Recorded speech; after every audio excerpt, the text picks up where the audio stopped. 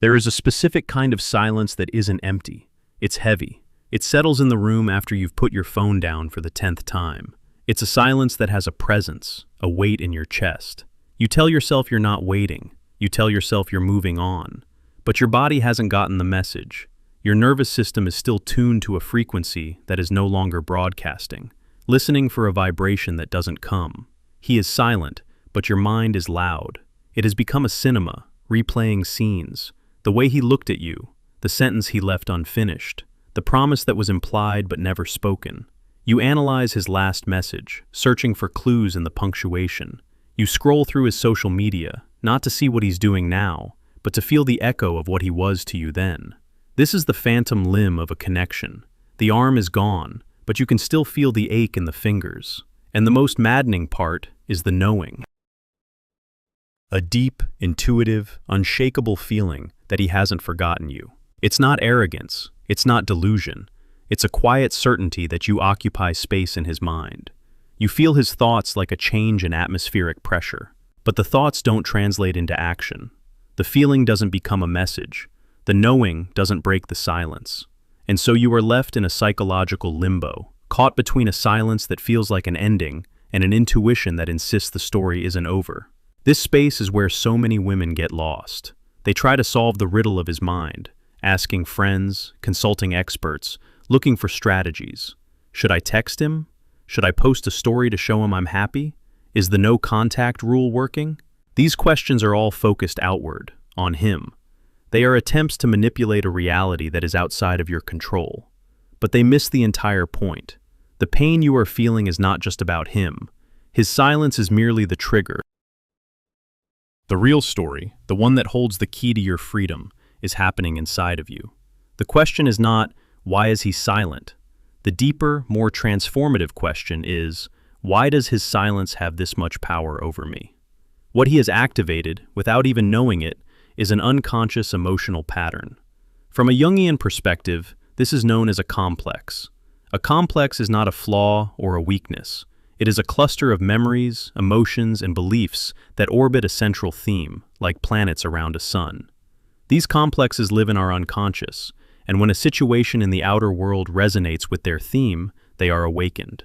They surge up from the depths of the psyche and take over our emotional reality. For many, the central theme of this particular complex is attachment and worthiness. It's an old story, often learned in childhood. It's the story that teaches us that love is conditional, that connection is precarious, and that we must remain vigilant to keep it.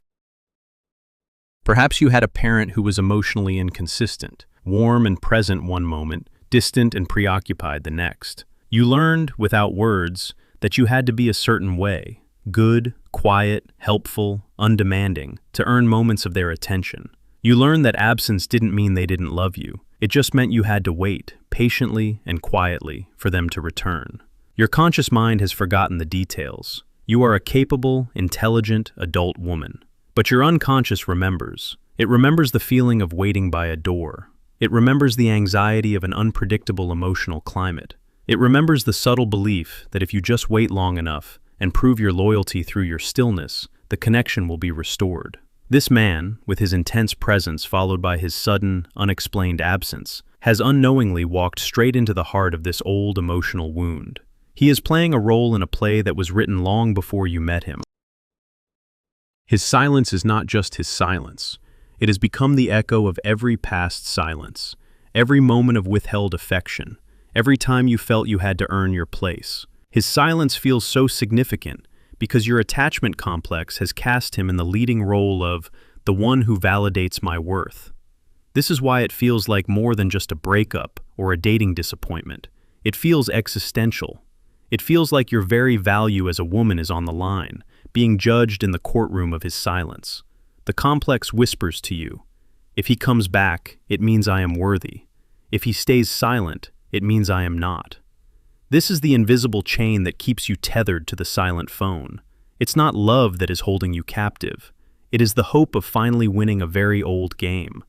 But this is only what's happening on the surface of your awareness. The deeper truth is more uncomfortable. The complex doesn't just make you wait. It makes you choose the very people who will force you to wait. The unconscious is not logical. It seeks what is familiar. It is drawn to situations that replicate the original emotional puzzle, hoping that this time it can finally solve it. This is why you might find yourself repeatedly drawn to men who are emotionally unavailable, ambiguous, or inconsistent. The confident, straightforward man who clearly states his intentions might feel boring. There is no puzzle to solve. There is no validation to win. The connection feels easy, and to a psyche trained on the high-stakes drama of intermittent reinforcement, easy can be unconsciously translated as less valuable. The man who is a fortress of silence, on the other hand, is a fascinating challenge. Your complex is activated. Your psyche says, this. I know this dynamic. This is where I prove my worth. I will be the one who is patient enough, understanding enough, special enough to unlock him. And this is where we must talk about projection.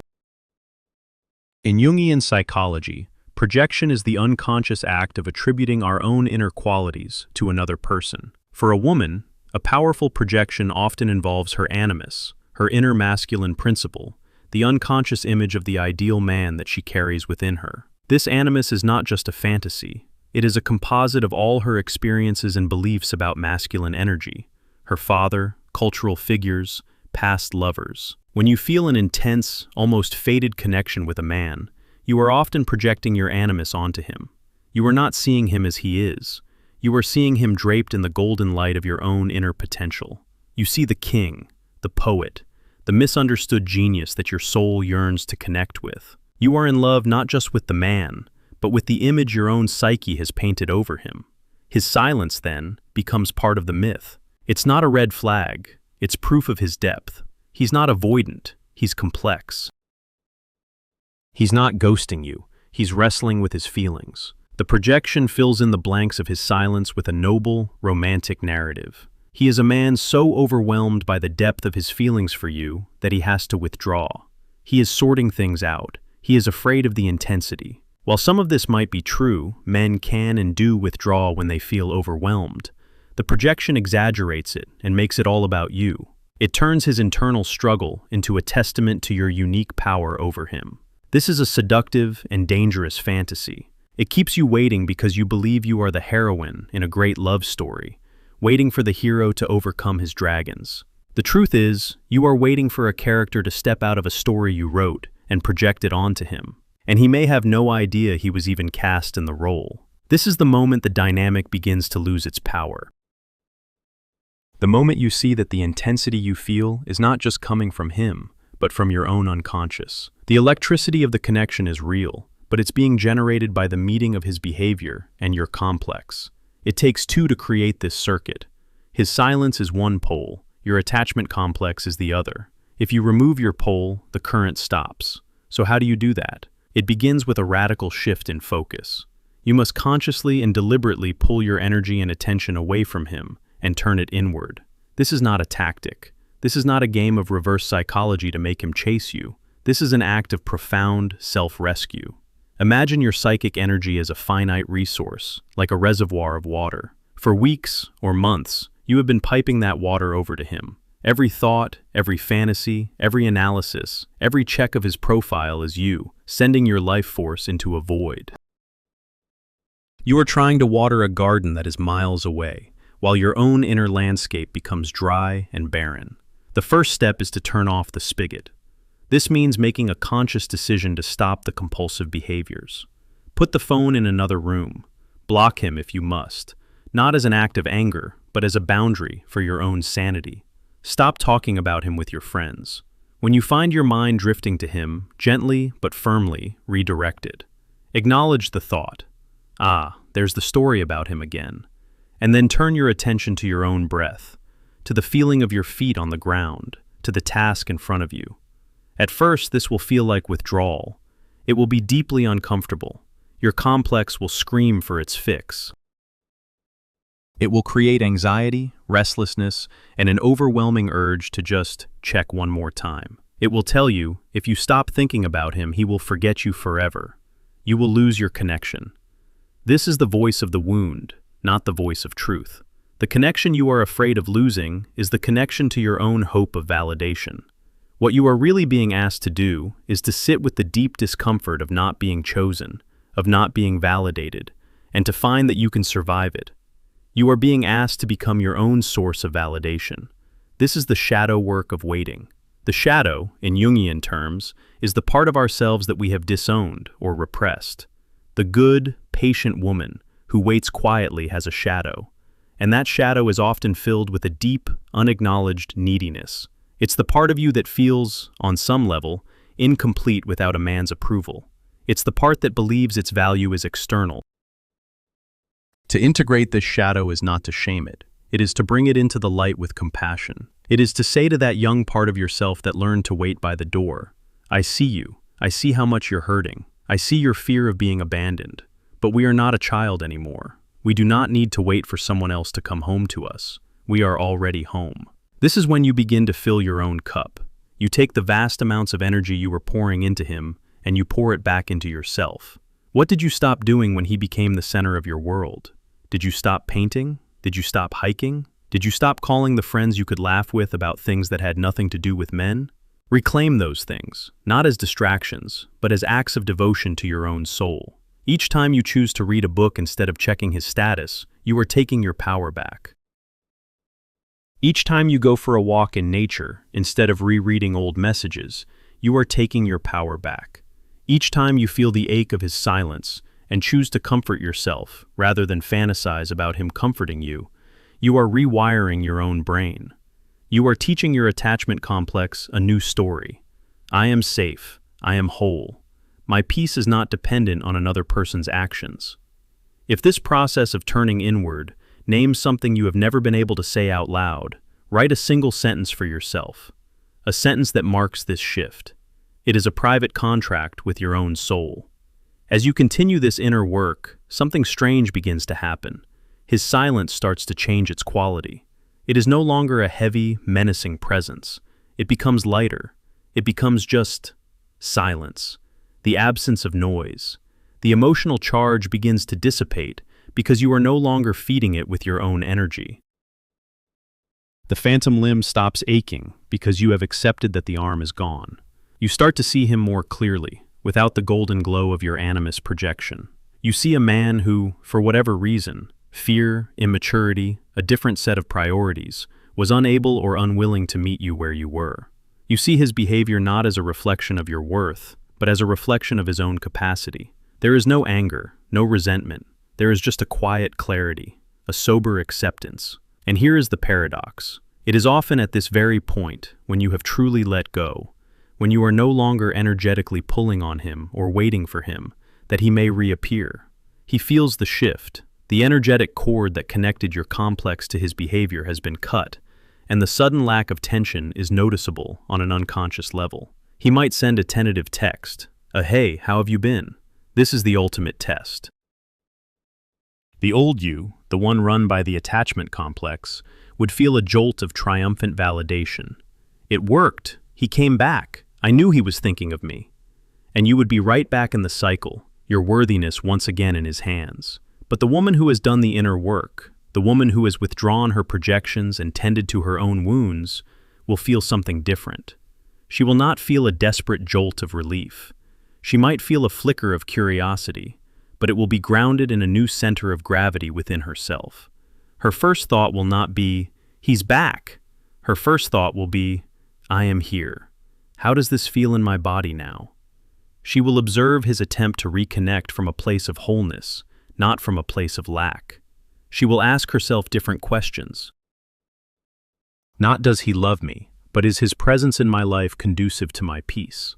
Not can I get him to commit, but does his way of relating align with my own values and needs? She is no longer auditioning for a role in his life. She is the casting director of her own. If he returns, he will not meet the same woman he left. He will not meet the patient girl waiting by the door. He will meet a woman who is sovereign unto herself, a woman whose worth is not up for debate, a woman whose peace is not negotiable, and he will either have to rise to meet her on this new ground, or he will recede once more, and either outcome will be acceptable to her, because the goal was never to get him back. The goal was to get herself back. The purpose of his silence was not to punish you. It was a sacred, albeit painful, invitation from your own soul to come home to yourself. It was a catalyst for the most important journey you will ever take. The journey from seeking validation outside to discovering the unshakable source of it within. The silent phone still sits on the table, but you no longer look at it with a mix of hope and dread. You look at it and see an object. The power it held was never in the device itself. It was in the story you told yourself about what it might one day bring. You have learned to write a new story. A story where the heroine doesn't wait for a message to feel alive. A story where her own presence is the only notification she truly needs. My silence is not a game. It is my return to myself. This process is not just psychological. It is deeply somatic. Your body has been holding the score of this waiting game. The attachment complex doesn't just live in your mind. It lives in your tissues. It's the shallow breath you take when you pick up your phone. It's the knot in your stomach when you see a car like his. It's the tightness in your shoulders, braced for a disappointment that feels both ancient and immediate. As you pour your energy back into yourself, you are not just changing your thoughts, you are changing your physiology. When you choose to take a deep breath instead of checking for a message, you are sending a signal of safety to your nervous system. You are telling your body, on a cellular level, that the state of alarm is over. The threat, the perceived threat of abandonment, has passed. You will notice it in small ways at first. You will sleep more deeply. A tension you didn't even know you were carrying in your jaw will begin to release. Your laughter will sound more open, less guarded. This is the body memory layer of healing. It is the physical manifestation of coming home to yourself, of realizing that your body is a safe place to be, regardless of who is or isn't in your life. And as you inhabit your body more fully, you will have the courage to meet the less convenient parts of your shadow. The script of the patient, understanding woman is a noble one, but it is incomplete. Beneath her quiet waiting, other figures often stir in the darkness. There might be a shadow figure of pure, untamed rage, a part of you that is furious at being ignored, at being left in ambiguity, a part that wants to scream, "How dare you?" This rage is often judged as unfeminine or crazy, so we push it down. But in this work, you must give it a voice, if only to yourself. Write it out. Speak it aloud in an empty room. Acknowledge its existence without judgment. This anger is life force. It is the part of you that knows you deserve clarity and respect. It is a sacred boundary keeper. There may also be a manipulative shadow, the part that doesn't just want him back, but wants to win. It fantasizes about the perfect post, the perfect public sighting, the perfect text that will make him feel regret and come running back. It wants to prove that it can control the outcome. To integrate this shadow is to look at it with compassion and say, "I see you. I see your desire to have power in a situation where you feel powerless." But true power is not in manipulating him. It is in releasing the need to control him at all. By acknowledging these darker, more complex energies, you reclaim the power they hold. You are no longer just the patient maiden. You are the queen, the wild woman, the strategist, and you are integrating them all into a whole and formidable self. The inner signs of this integration will be subtle at first, then undeniable. You'll be in the grocery store and hear the song that was your song, and you will feel a gentle pang of nostalgia, like remembering a film you once saw, instead of a sharp, gut-wrenching pain. You will see a post from a mutual friend with him in the background, and your thumb will simply keep scrolling, your nervous system remaining calm. The emotional hook is gone. You can look at the memory without being pulled back into the water. This neutrality is not emptiness, it is freedom. It is the quiet, powerful peace of a battle that has been won, not by fighting harder, but by walking off the battlefield entirely. And then comes a later, more practical test. A day may arrive when you have a legitimate, logistical reason to contact him. A practical question about a shared friend, a piece of mail that arrived for him at your old address. In the past, this would have been a moment fraught with hidden meaning, a carefully constructed excuse to reestablish contact. But now, you observe yourself. Can you type the message, send it, and then put your phone down and walk away, completely detached from the outcome? Can you go about your day without the constant, low-level hum of anticipation? Whether he replies in 2 minutes, or 2 weeks, or never at all, has no bearing on your emotional state. If you can do this, you have passed a final exam. You have proven to yourself that the energetic cord is not just cut, but dissolved. This is also when you can finally afford to see his silence from a wider perspective. It was never a referendum on your worth. It was a broadcast of his own limitations. His silence may have been a product of his own unintegrated shadow, his own fear of engulfment by the feminine, a concept Jung called the anima. Perhaps your depth and presence activated his own wounds around intimacy. Perhaps he carries an avoidant attachment style, where closeness triggers a primal urge to flee. His withdrawal was his story, his pattern, his complex at play. You were simply the person who brought it to the surface. Seeing this doesn't excuse his behavior, but it depersonalizes it. It moves the story from "he rejected me" to "our unconscious wounds were not compatible for a healthy connection." And in that space, a profound sense of compassion can arise. For him, but more importantly for yourself, for having endured the crossfire of two unhealed histories. The purpose of his silence, in the grand archetypal scheme of your life, was never about him. It was a spiritual emergency call from your own psyche. It was an intervention, designed to stop you from continuing to seek your sense of self in the empty wells of emotionally unavailable partners. The pain was the alarm bell, waking you up from the trance of seeking external validation. The silence was a gift wrapped in sandpaper. It was a sacred void, and into that void, you were forced to pour yourself. You had to become your own lover, your own hero, your own source of comfort and validation. You had to learn to fill the silence not with anxious noise, but with the sound of your own soul, the music you love. The work that inspires you, the conversations that nourish you, the sound of your own steady breathing as you fall asleep, peaceful and whole, in a bed that is entirely your own. The silent phone still sits on the table, but you no longer look at it with a mix of hope and dread. You look at it and see an object. The power it held was never in the device itself. It was in the story you told yourself about what it might one day bring. You have learned to write a new story, a story where the heroine doesn't wait for a message to feel alive, a story where her own presence is the only notification she truly needs.